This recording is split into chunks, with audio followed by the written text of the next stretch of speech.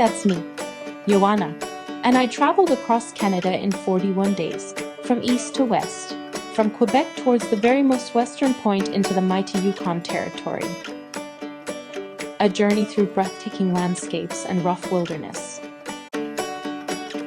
Would I reach my destination? Would everything go well driving a 25-year-old van for 16,000 kilometers? Would I get lost? Or would I get attacked by bears? But before my actual journey began, I drove over 4,000 kilometers in 6 days across 5 Canadian provinces, each of them significantly larger than my entire home country. Germany would fit 4 times into Quebec alone. Even though I was constantly on the move, I couldn't help but notice the beauty of this country. Quebec has its diverse deep woods, thousands of lakes, and countless rivers. Ontario surprised me with my first bear sighting, lakes as big as the sea and mystical forests all around. Manitoba's wide open spaces and bright yellow canola fields seemed endless. And Saskatchewan. The glowing canola fields continued here. Beyond agriculture, I was surprised by how much water there was, including salt lakes that I saw for the first time in my life. Alberta brought cowboys and its famous national parks, which I hope to explore on my way back.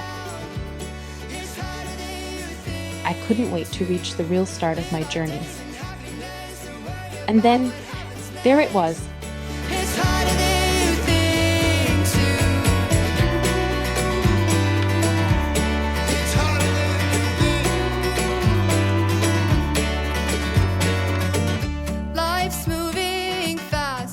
The iconic Alaska Highway sign.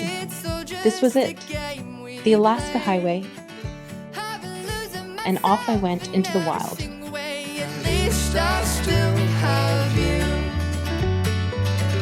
I've played all my cards, and I'm all out of luck. Put my money in the jackpot, but I guess it's falling through. At least I still have you.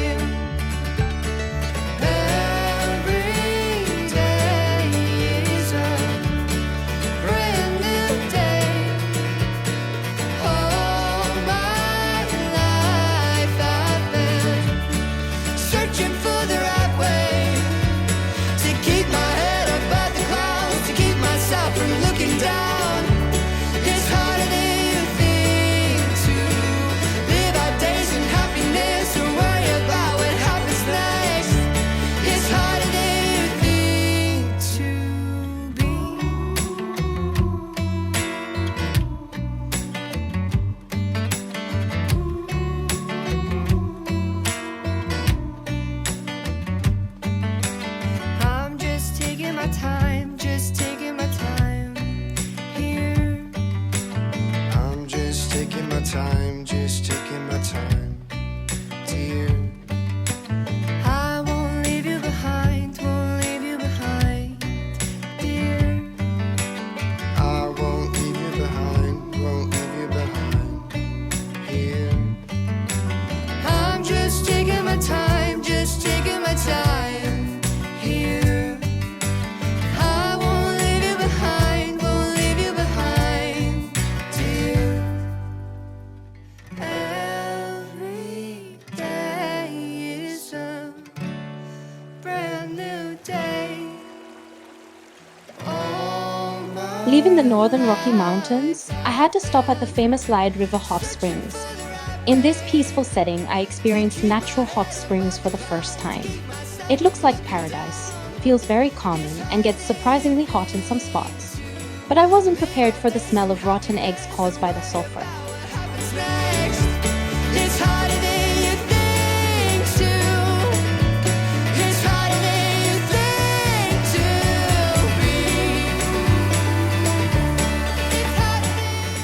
Since I entered BC, suddenly they were everywhere. 6 bear sightings in a single day. Call me Wood Fairy. When it comes to wildlife encounters, I was on a lucky streak. Unfortunately, that also meant the risk of a bear encounter would dominate my life from now on, and every single step I took outside my car. This, by the way, is my bear aware face. The more I familiarize myself with the topic, the more I learn that bears don't actually want to meet me either. They don't really care about humans. That's why I started making myself heard every time I was outside. I was singing constantly, loudly, and very ugly, and one song in particular got stuck in my head. All you people, can't you see how your love would affect in a reality that makes you larger than life?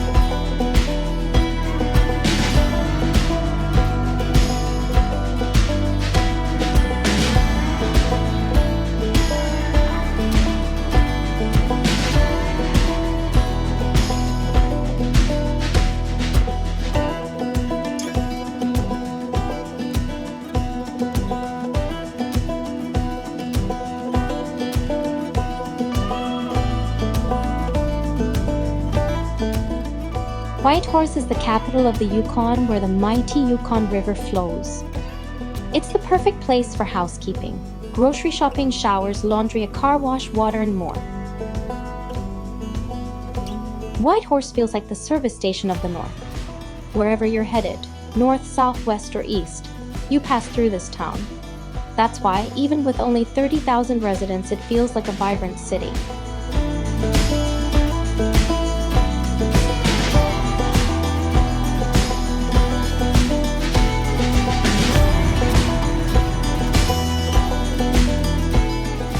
From Whitehorse, I headed further north on the Klondike Highway, which ironically mostly parallels the Yukon River rather than the Klondike River.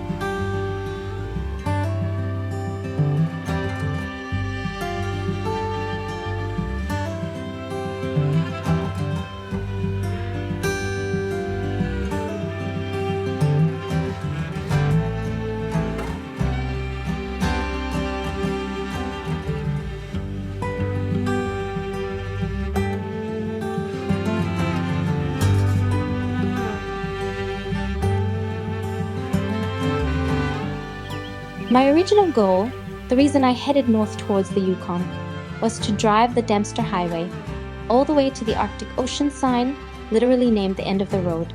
But the moment my tires touched the asphalt of the world-famous Alaska Highway, I knew that plan wouldn't happen. I slowed down, and from that point on, I changed my plans almost daily. The scenery unfolding in front of me was breathtaking, almost overwhelming, and I felt an urge to take my time and process. Even before starting my journey, I knew there were many reasons not to drive the Dempster. my car would be pushed to its limits on one of Canada's longest and most remote dirt roads. Forcing it just to tick a box felt wrong. Letting go of that destination wasn't disappointing at all. I didn't choose against the Arctic Ocean, but I chose everything that was revealing itself right in front of me. The Dempster can wait for another time, with more days, a newer car, and a proper four-wheel drive. This time, other destinations had their turn, and there was no wrong choice. From here on, every direction was promising, to say the least.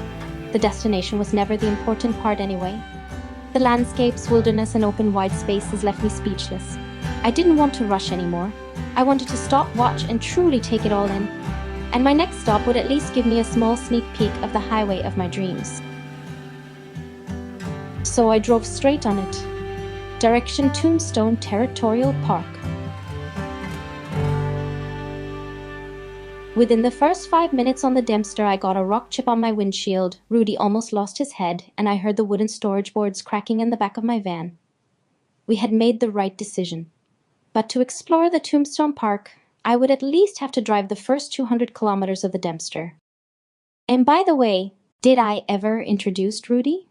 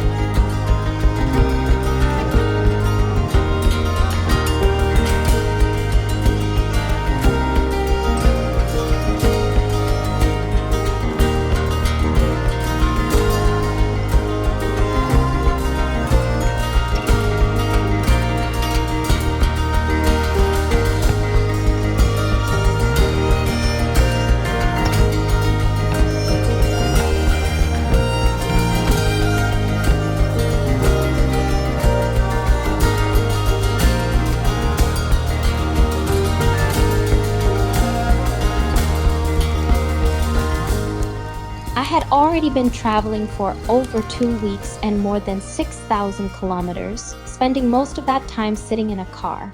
By then, I had a strong urge to move. When I learned that Tombstone Territorial Park offered guided hikes, it felt like the perfect chance to explore the region in the most bear-safe way possible, walking in a group with an experienced guide. Unfortunately, the only hike available that day was far beyond my level. I wasn't in great shape either. I joined anyway. Looks like I'm the only one to blame for this. We stomped through the tundra for about an hour and a half. It was my first tundra hike, and I had no idea what I was getting into. At the base of the mountain, we pushed through bushes and wild plants until the spongy, swampy ground became firmer and the vegetation grew lower. I was already exhausted, and the real climb hadn't even started. There was no trail, just uneven ground and open wilderness. I moved a few steps, paused, moved again, paused. The distance between me and the group kept growing. I knew I couldn't keep up. Eventually, their silhouettes disappeared on the horizon. My knees were shaky. I stumbled. I had the feeling the air didn't reach my lungs and my head was throbbing. I couldn't turn back alone. The valley below was thick with bushes and berry fields, exactly where bears like to roam. Waiting wasn't an option either, as the group might return a different way. There I was, alone, exhausted, at the limit of my physical strength, right in bear country.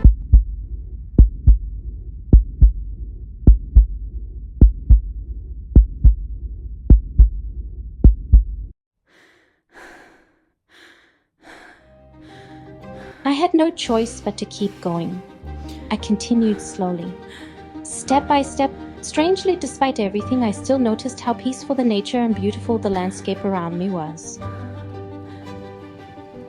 About 40 minutes after losing sight of the group, I reached the top. They were waiting patiently, smiling and giving me thumbs up. After a short rest, I was rewarded with the sight of a golden eagle.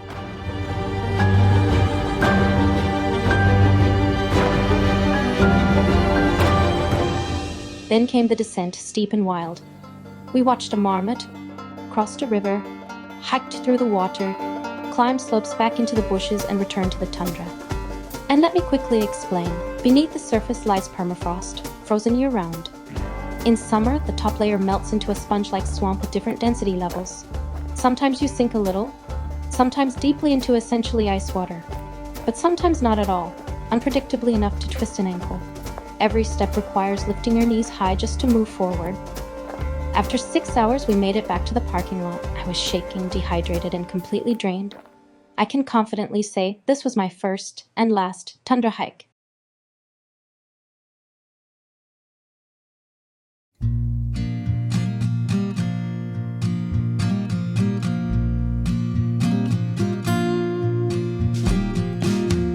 Hungry for the road all my life. Dawson City is where the Klondike River meets the Yukon River, and here I could observe the same phenomenon I had already seen in Tombstone Territorial Park. The distinct colors of the rivers do not mix immediately. Instead, they flow side by side for some distance before fully merging. The red color we had seen earlier indicates iron and sulfur content, which oxidizes when exposed to air and essentially creates rust water. The milky gray and brownish color of the Yukon River comes from finely grained glacial silt, so-called rock flour. When present in high concentrations, it creates a thick, opaque water that blocks light penetration. In lower concentrations, the same silt reflects light and appears green or turquoise. I would observe this phenomenon repeatedly throughout my travels and from now on see the immediate connection to nearby glaciers.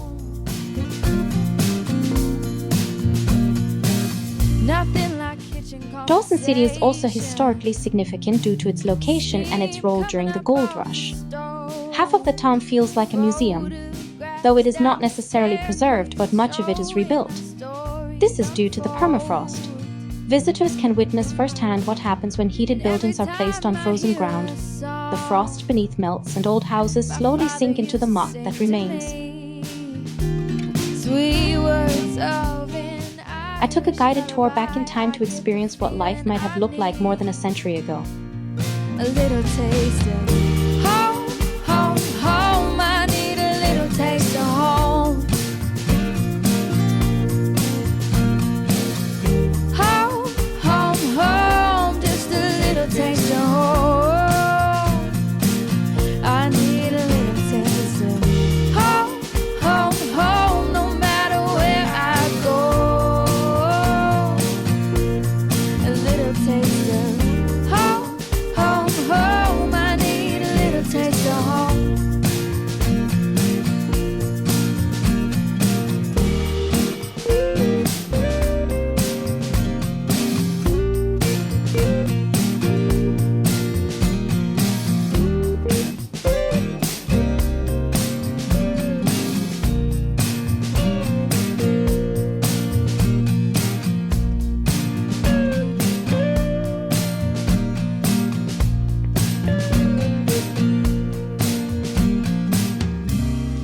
Just bought my ticket, I pick up the phone. I'm calling to tell you that The top of the World Highway didn't get its name by coincidence. Not only does it connect Dawson City to the northernmost border crossing into the US, but it is quite literally located on top of the world. While most mountain roads wind through valleys, this one is built right on top of the mountain range, curving from one peak to the next. It's unusual, remote, and very much the embodiment of the famous road less traveled. By this point, I had almost gotten used to being rewarded with the most epic views. little taste of home, home, home. I'm coming home. Home, home, home. I need a little taste of home. Entering Alaska, I came across a road even less traveled. The border is only open for a short period in summer and closes by mid-September. As soon as weather conditions become harsh, the US side shuts the road entirely, leaving the quirky little town of Chicken, with its approximately 15 inhabitants, accessible only by plane. My spontaneous detour through Alaska allowed me to complete the Alaska Highway all the way to its endpoint in Delta Junction at kilometer 1422. And since I was already there, I took another detour toward Glenallen, with views at the Denali National Park. And oh boy, I'll let the views speak for themselves.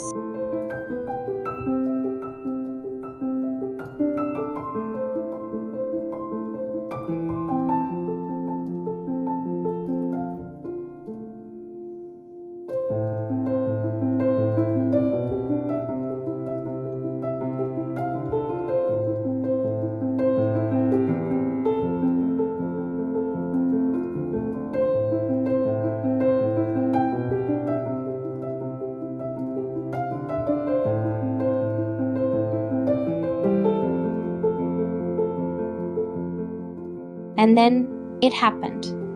The moment I had been waiting for 3 years. In the early hours of a beautiful sunny Alaskan summer day, a moose crossed my path. Unfortunately, it caught me by surprise, and the sigh of disappointment at not getting the footage I had hoped for can be clearly heard.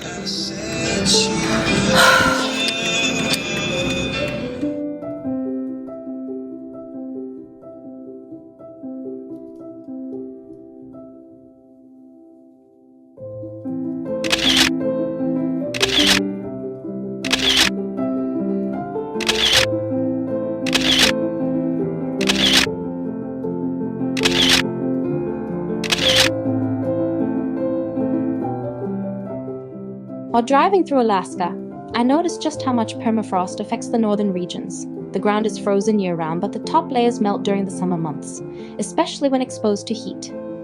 The same process that causes houses in Dawson City to sink also affects Alaska's roads. The result is wavy pavement and sudden dips. At times it feels like a roller coaster ride. The dampers of my 25-year-old car, however, had a hard time keeping up.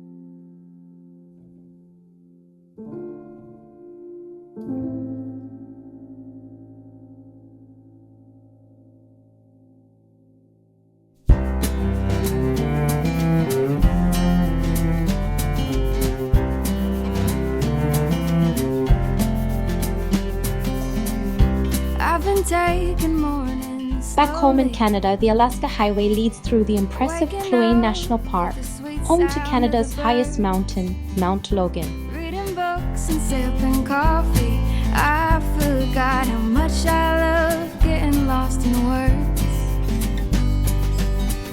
Well, it took us a while to get here. It took the world falling apart, but maybe we needed to take a step back to remember how lucky we are. It's like time is falling asleep in the afternoon, sunlight that's keeping us warm. After a short pit stop for a shower, I found my camp for the night, tucked between the mountains and a lake, and right in front of a big pile of grizzly bear poop. I wonder how it took us this long.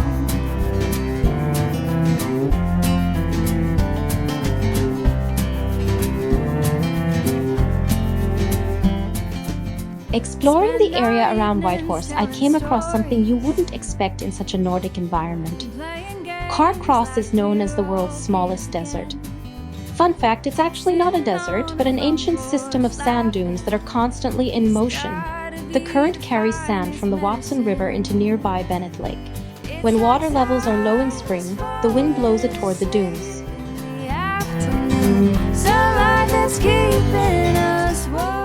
Close to the Carcross sand dunes, I stayed at the town's small campsite. I was reading with my door half open when I noticed footsteps. I tried to hide behind the window and was lucky that he or she didn't notice me, or maybe just didn't care. Scheiße. Scheiße, scheiße, scheiße. Scheiße, scheiße, scheiße. Scheiße, scheiße, scheiße. Oh, fuck.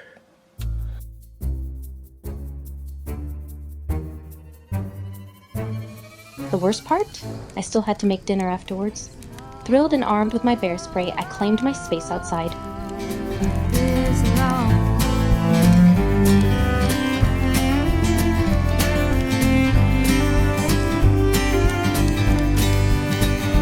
It's like time is falling asleep in the afternoon. Sunlight is keeping us. After another pit stop in Whitehorse, complete with a second oil change, car wash, groceries and laundry, it was time to say goodbye to the Yukon. And hello again to the supposedly best place on earth, British Columbia. I wonder how it took us this long. This long.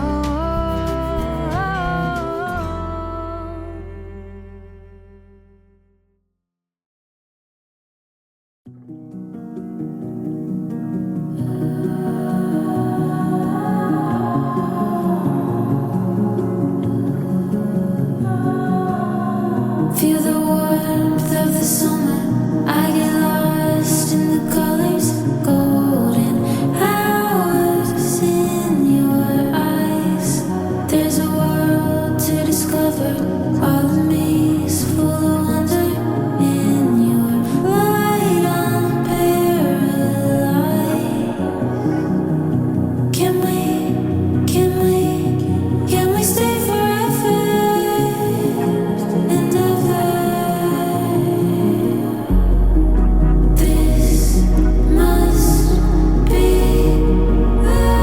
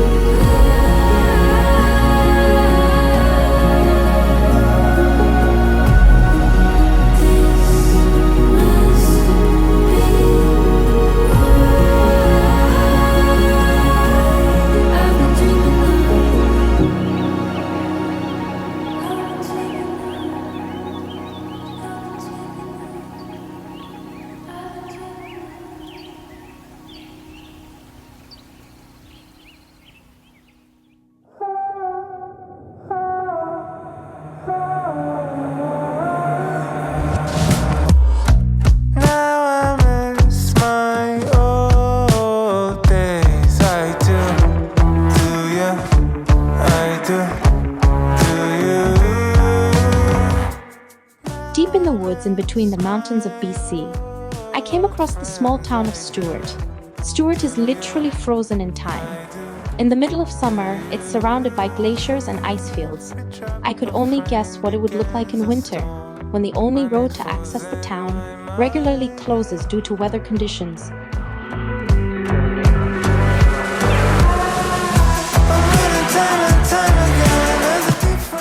In Stewart, I crossed the border again into the US ghost town of Hyder.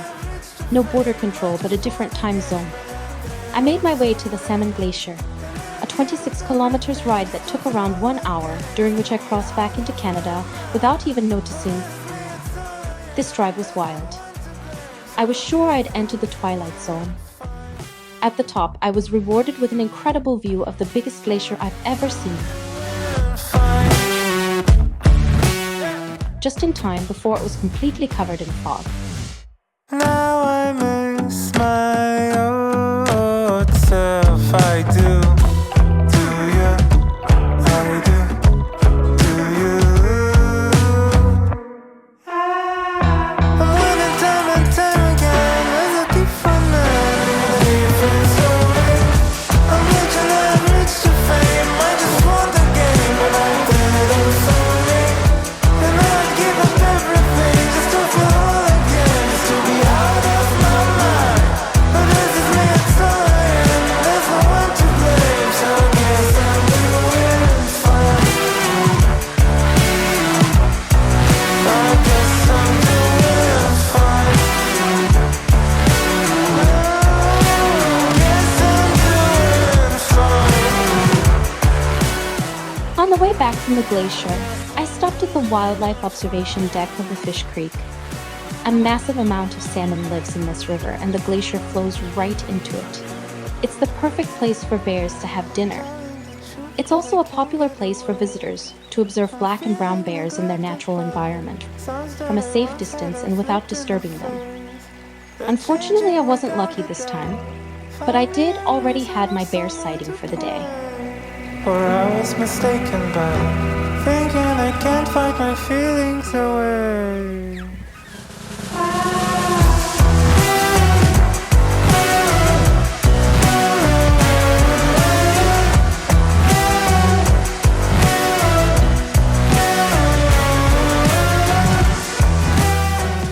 I arrived in the town of Jasper, and my goal with the flow, sleep where the road takes you days, were clearly over. Jasper and Banff are overrun. No camping spots were available on short notice. The only option left was the overflow pit outside of town. The place wasn't too bad at all, but my last chance to get a shower before heading down the famous Icefields Parkway was gone. So I searched for an alternative.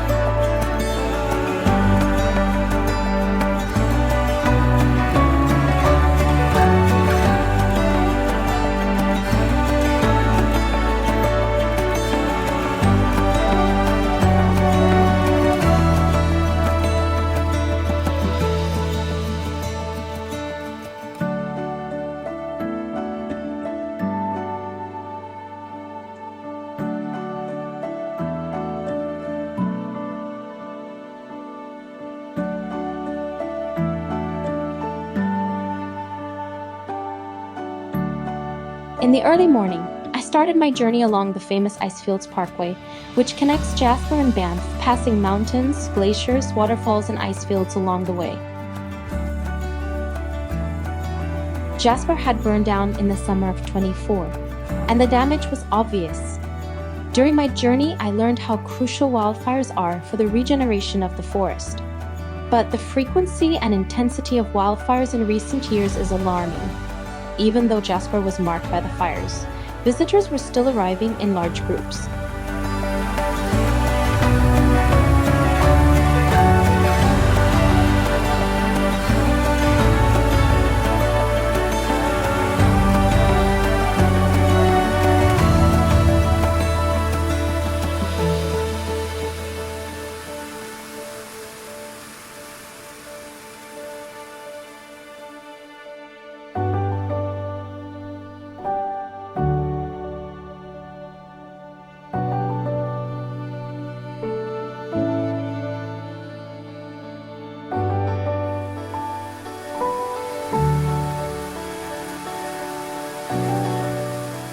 The crowds in Jasper and Banff had their advantages.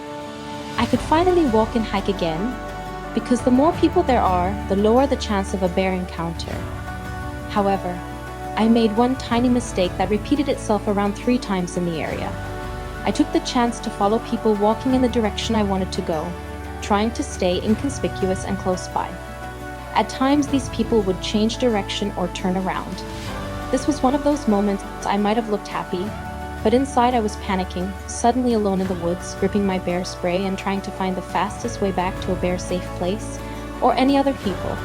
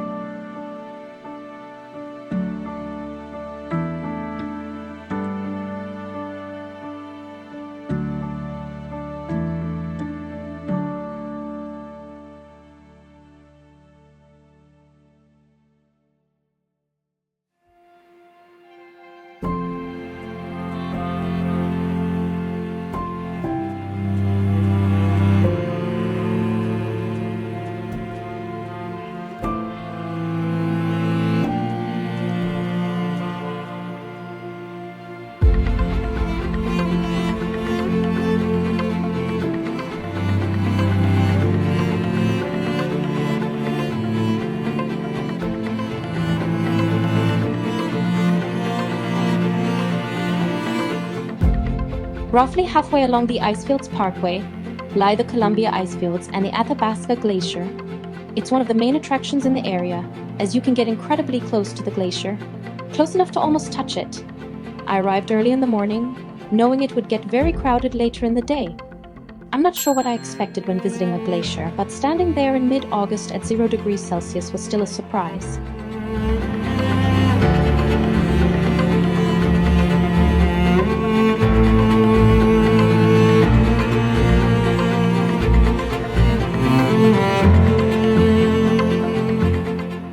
While hiking up the trail, visitors can see markers showing how much the glacier has retreated over the years.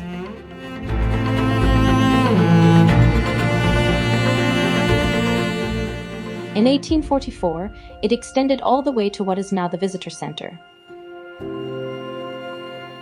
As beautiful as the scenery is, with the valley carved by ancient ice, steep sides, and impressive ice fields above, the view of the glacier itself is sobering. And the speed at which it is melting, faster and faster each year, is alarming.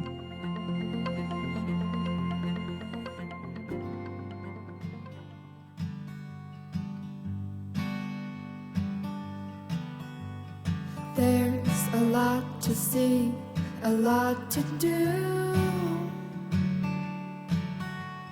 Recently I've realized I like doing it all with you. Take my hand, twirl me around, hold me close, don't ever put me down. Every time I look at you, you're looking back at me, my dear. When you are around, everything seems crystal clear. I've been dreaming of this moment, hoping for something real, for something real. Way back when I was a lonely soul, holding on to a heart so cold. Letting go is the only way to free myself from the years of pain. You came to me like an ocean breeze, words so sweet I thought I'd never see. Love like this is all I need. Never thought I'd be so free.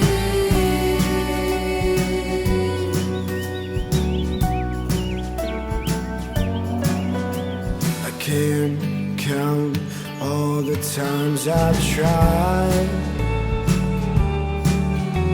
to fill the void that's broken me apart so many times.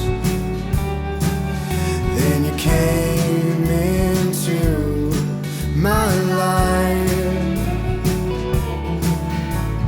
Hold me close, hold me tight.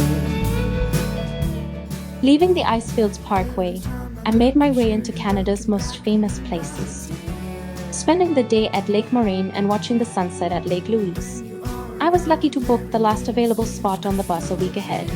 This whole experience in Banff was something. Banff is not a national park in the traditional sense where conservation and the protection of vegetation and wildlife are the main focus. It's more like a tourist resort.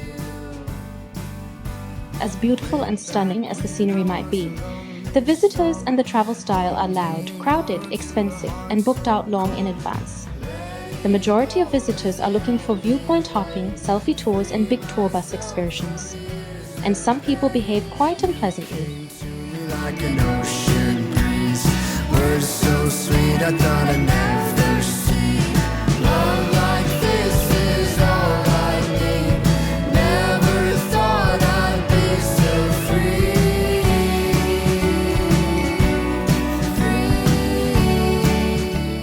But here I was, part of this crowd, and I decided to have a great time regardless. However, don't get me started on the prices. $160 plus tax for 1 hour of canoe rental. What the actual fuck?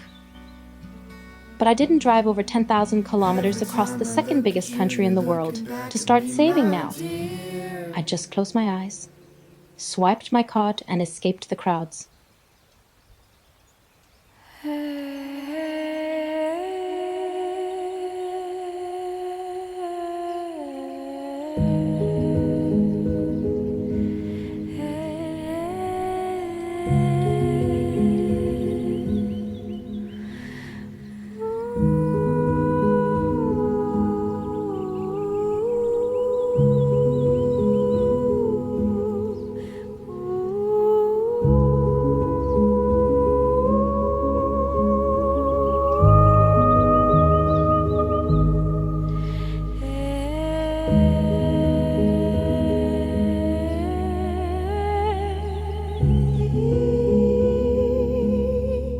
I took the bus that connects the two lakes. We had a lovely driver who gave us lots of information about the area, the minerals that create the colors of the lakes, and the bears in the area. After a short ride, we arrived at what is probably Canada's most famous lake, Lake Louise.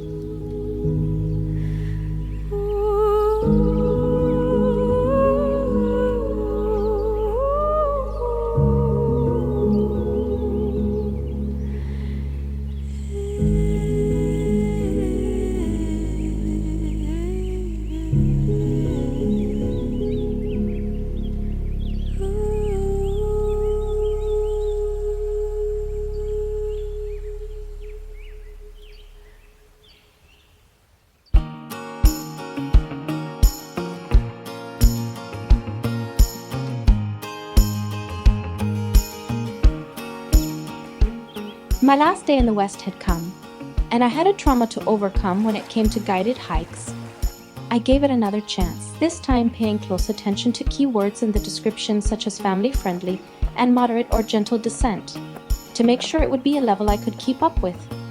The Kootenay National Park offers guided educational hikes, and I was lucky to still get a spot to experience my first fossil hunt. Early in the morning, we met a small group of lovely people who share a love for rocks and nature. We hiked up the Stanley Glacier Trail and learned a lot along the way about how fossils are found, how specimens are examined, and how they are reconstructed. Once we reached our destination, the Burgess Shale was unmistakable.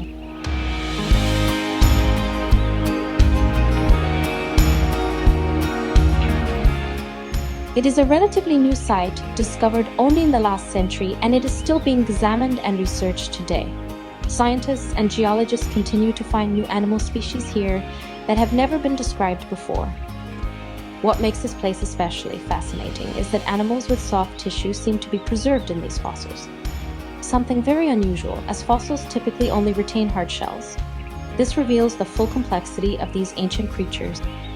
We were given tools and time to search for fossils that are over 500 million years old. Of course, the fossils must remain where they are. Hunting in this context means searching, finding, observing, and carefully placing them back where they belong. Leave no trace and take only memories. Apparently, my bearware face is also my fossil hunting face.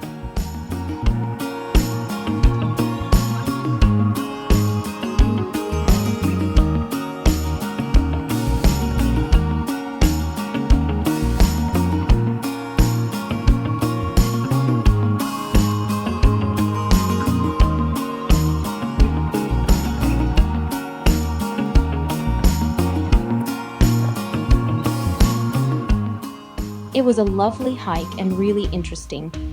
My trauma was healed, and with that a good time to say goodbye to the west and head back to the east.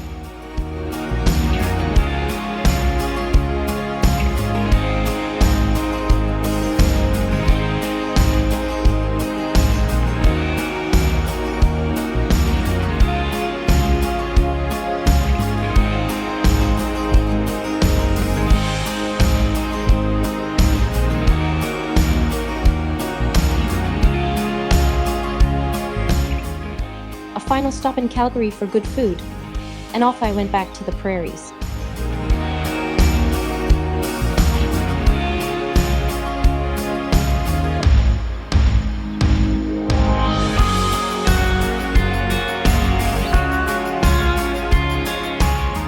The prairies are beautiful in their own way, but driving through mostly flat farmland for 3 days in a row can be tough. Alberta, Saskatchewan, and Manitoba offer some great places to break it up with visits and stops along the way.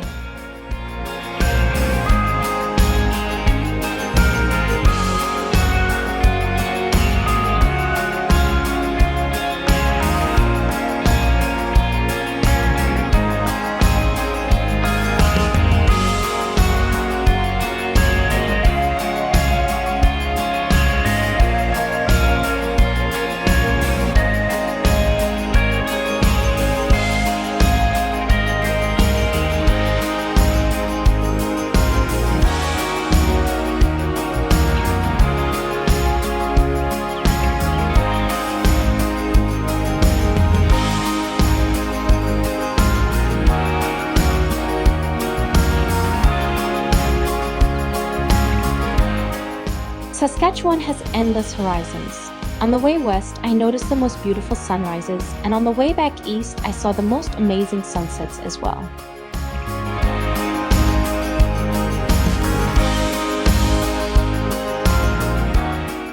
I stopped at a place that caught my attention on the way west, Riding Mountain National Park in Manitoba. The name made me curious, as mountains didn't seem to be a thing here. And to be clear, using the word mountain is a slightly misleading description. It is a beautiful place regardless, and a great place to see wildlife.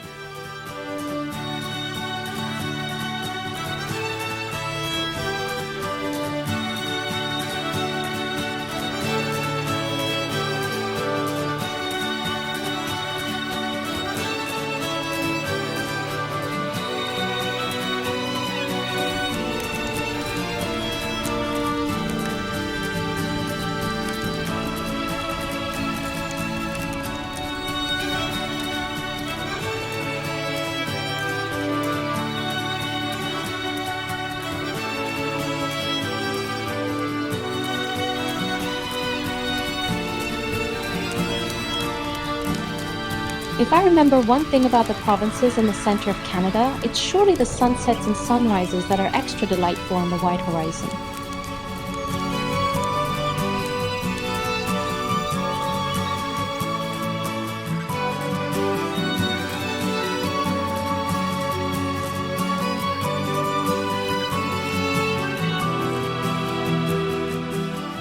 There was one more mandatory stop I absolutely couldn't miss while heading east. Just outside Winnipeg, a small park by the side of the highway marks the longitudinal center of Canada.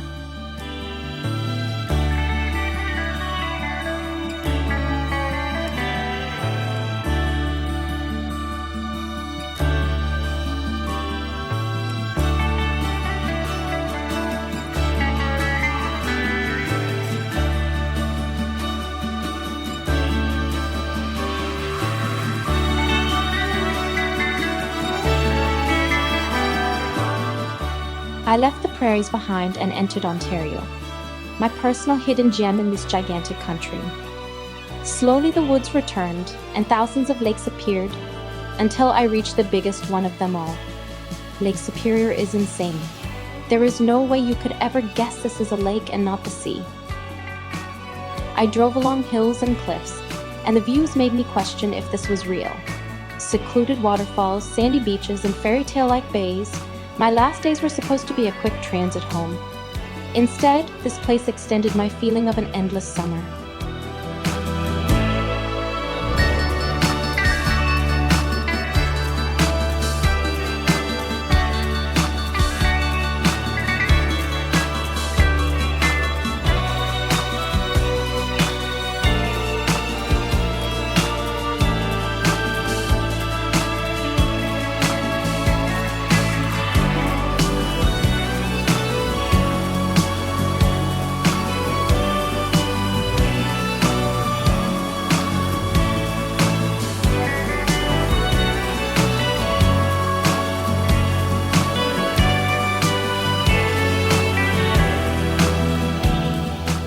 It was time to end my journey and return home with more impressions than I could yet process.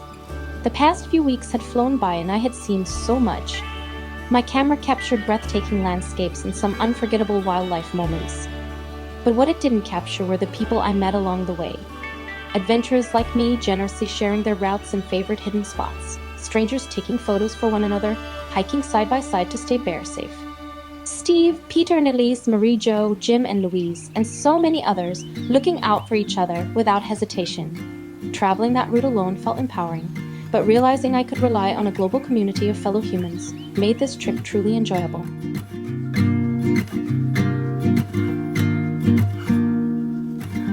I was out there alone, moving from station to station. I've been searching for the right one,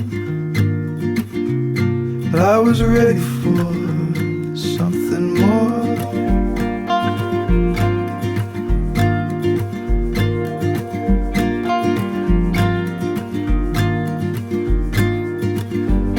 My perfect love, you were out there going solo. You've been running with the wild ones.